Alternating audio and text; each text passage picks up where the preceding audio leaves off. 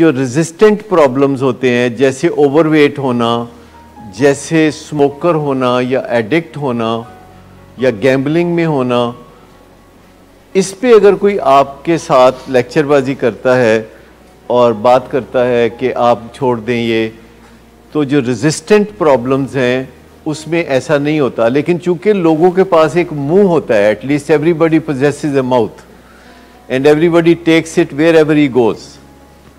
हम जहाँ भी जाते हैं मुंह साथ लेके जाते हैं और जहाँ भी कोई मसला हो तो हम ज़रूर बात करते हैं, चाहे हमारे बात करने की हो चाहे हमारे बात करने की ना हो। तो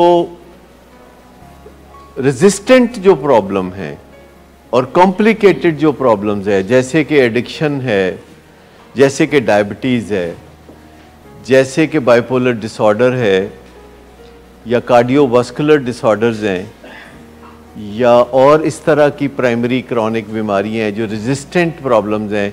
आप देखिए लोगों को डायबिटीज़ होती है, डॉक्टर उनको कह रहा होता है कि मीठी चीज़ें ना खाएं और वो हाँ हाँ कर रहे होते हैं, लेकिन उसके ठीक आधे घंटे के बाद वो दूध जलेबियाँ मंगवा रहे होते हैं, वो आम खा रहे होते हैं और कहते नहीं कोई गल नहीं, डॉक्टर कहते ही होंगे ने, डॉक्टरों का तो काम है यहो जिहियां गल्लां करते रहना। तो रेजिस्टेंट प्रॉब्लम में खाली कायल करना, परसुएट करना काम नहीं करता। रेजिस्टेंट प्रॉब्लम में जो चीज़ काम आती है वो प्रैक्टिस है, प्रैक्टिकली किसी चीज़ को करना है। लेकिन प्रैक्टिकली किसी चीज़ को करना उस बंदे के बस की बात होती तो इतना मसला क्या था। देखिए, बात या परसुएजन या कायल करना उससे काम नहीं बनता। अमली तौर पर किसी काम को करके देखना वैसे इसलिए ज़्यादातर लोग कर नहीं पाते।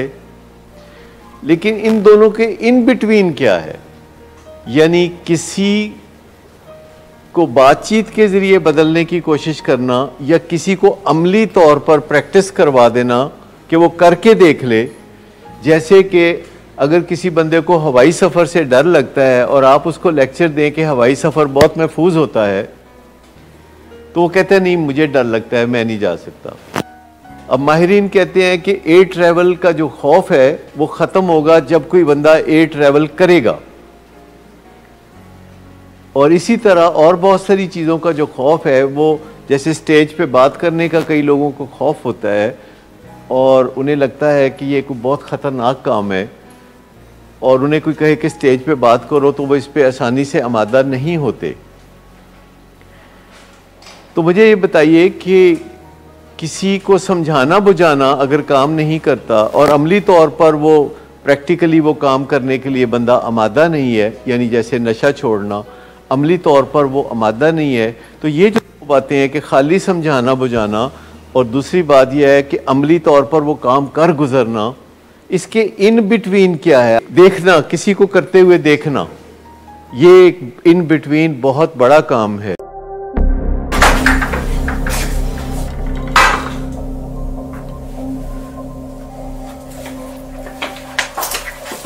आज फिर भी कराया